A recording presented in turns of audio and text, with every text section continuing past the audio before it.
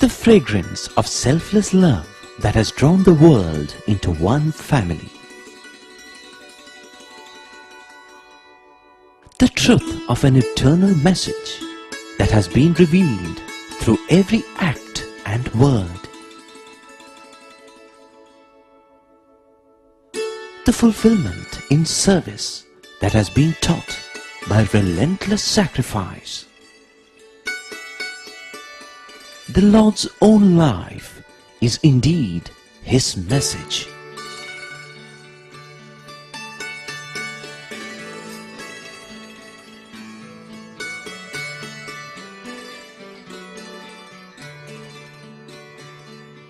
Sai Ram.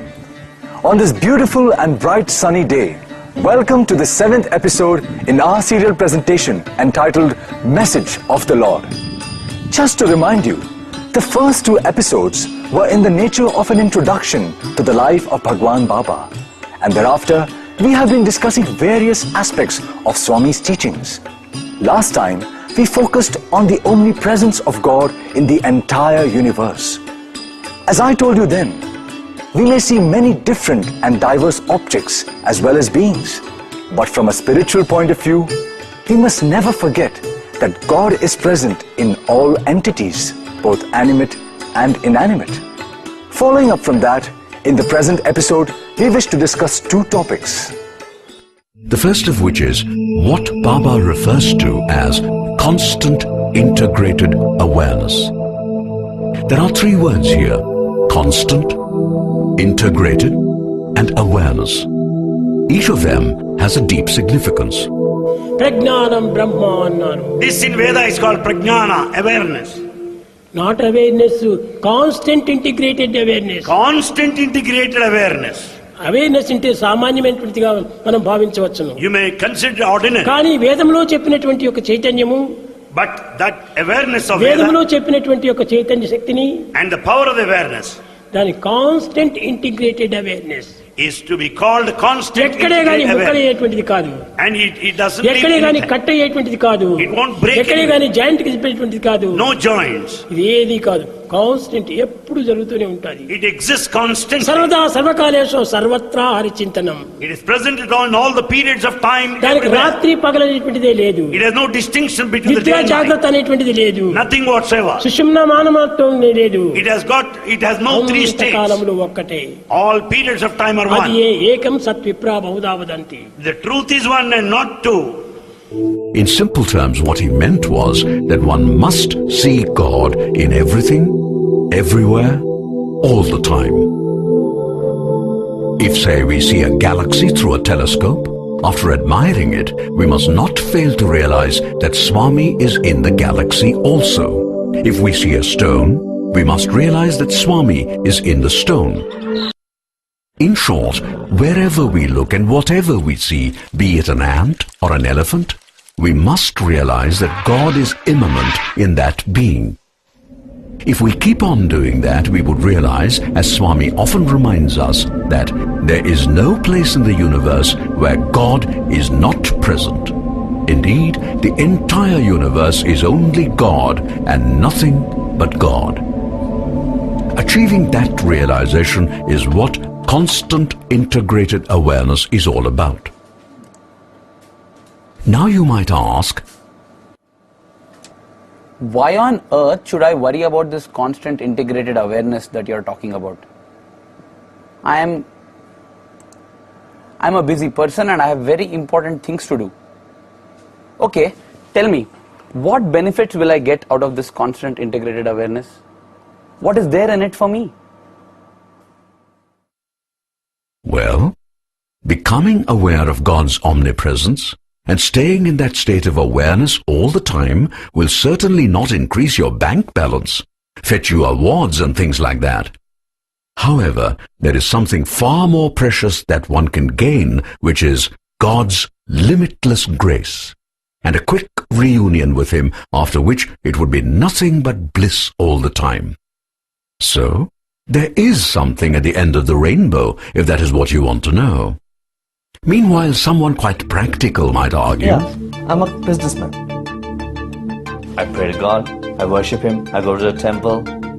And now you're telling me I should see God in everything I do, including my clients, my customers? I make offerings to God. And I'm supposed to be making offerings, free offerings to my customers? Doesn't make sense to me. I've got a business to run here. I've got salaries to pay. It's just far too complicated for me to understand. Now that is a very good point. Sorry. And let us see what Swami says about it.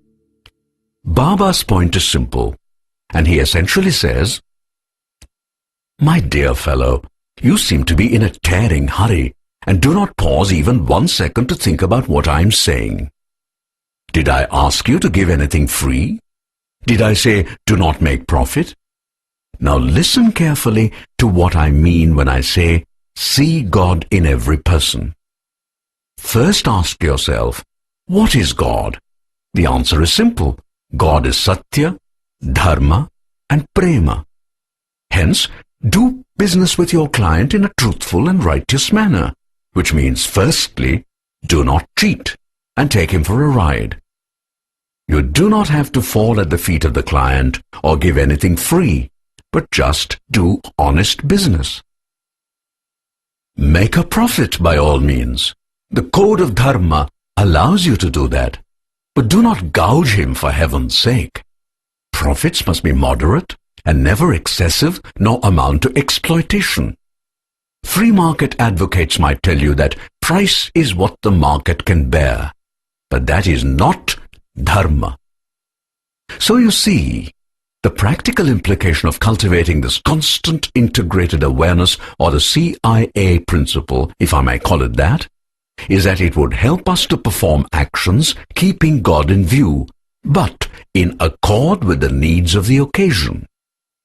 That is how one must live in this world, reacting no doubt to short-term considerations, but always keeping the long-term in view.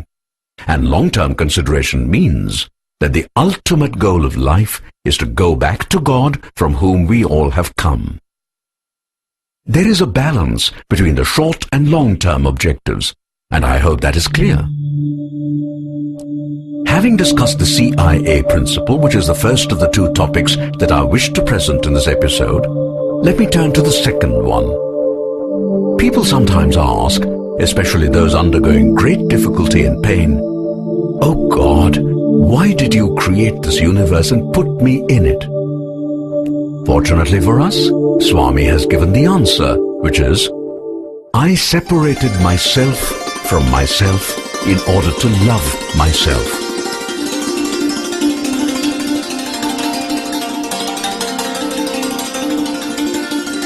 Basically, Swami is saying that he created this universe and filled it with diversity that included both inanimate entities and animate beings, including humans.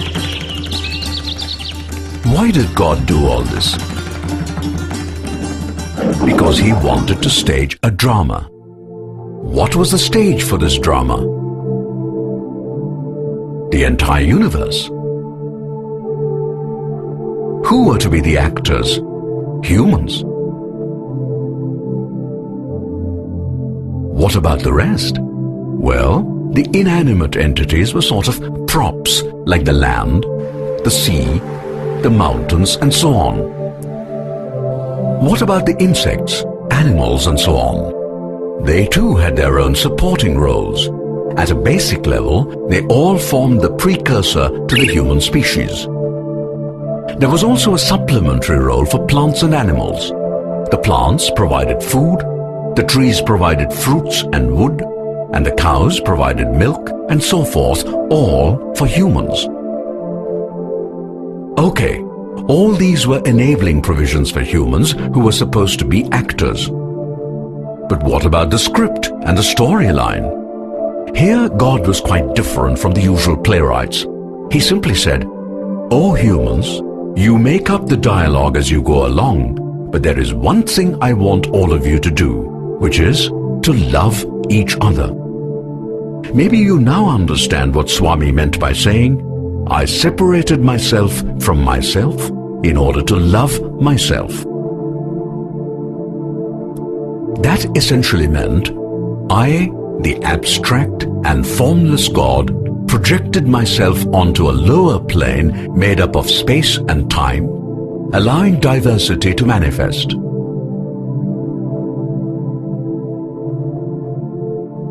I became immanent in all aspects of this diversity, so that my love became embedded in every bit of the universe.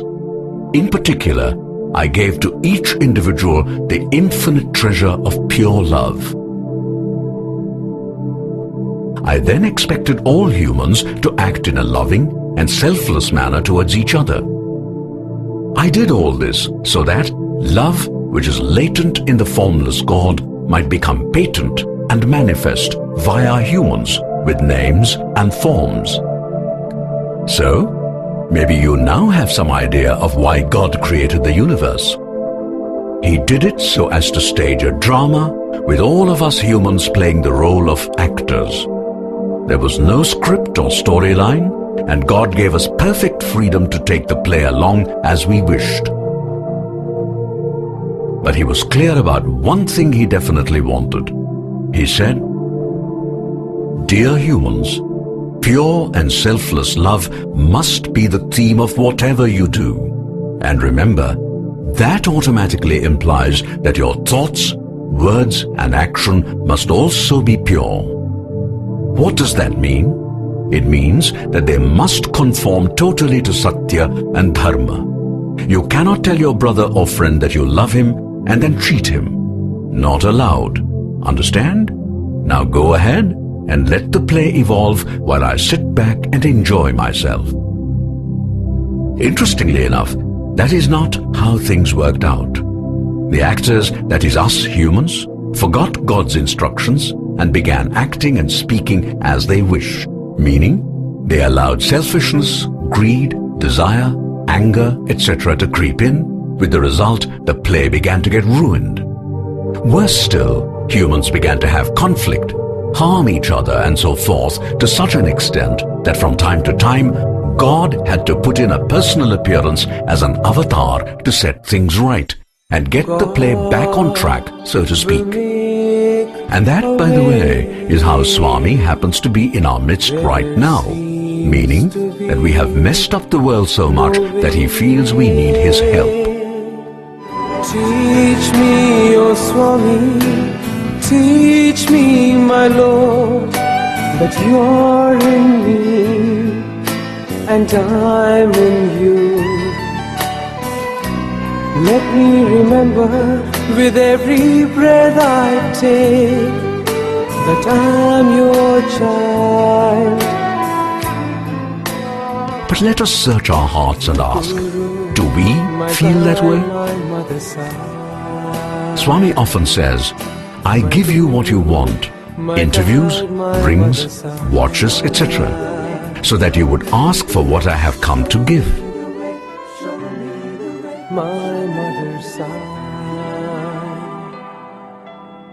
However, we hardly ever do that. And by the way, what is that Swami is so anxious to give us but we are not too keen to receive? Atma Vidya, or knowledge of the Atma.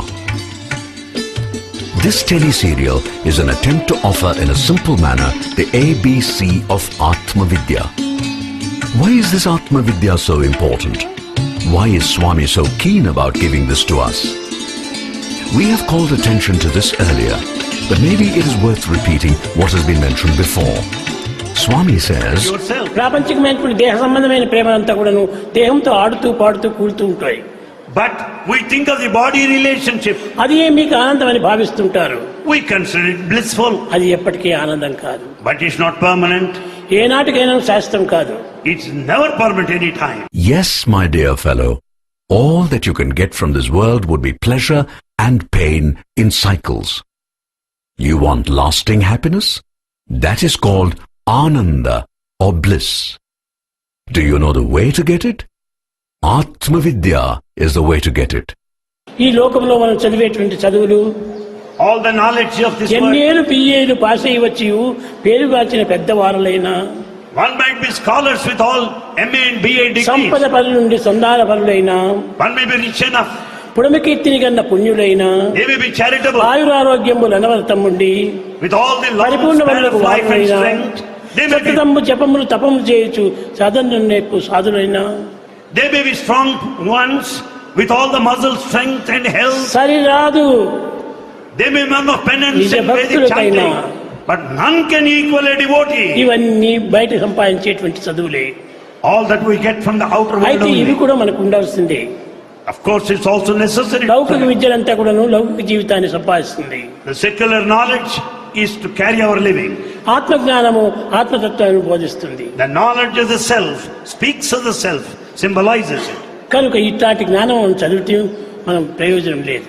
Therefore, the physical knowledge is useless. కానీ చదువులు Knowing that we are too lazy to seek Atma Vidya, Swami teaches the same lesson in another way, which is most beautiful.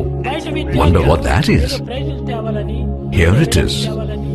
भजन बिना सुख शांति नहीं, हरि भजन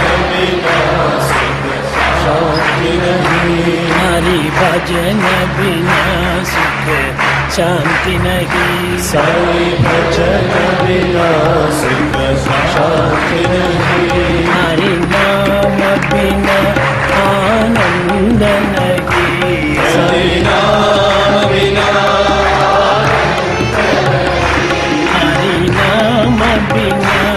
आनंद नहीं.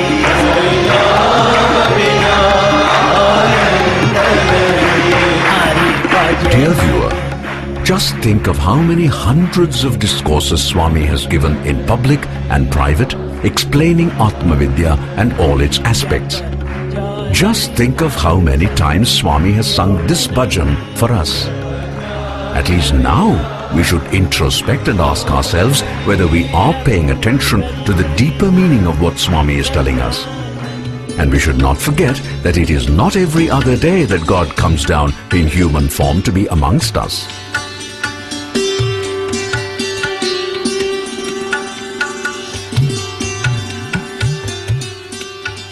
The times we are living in are truly out of the ordinary. To be in Swami's presence and see him is a precious privilege.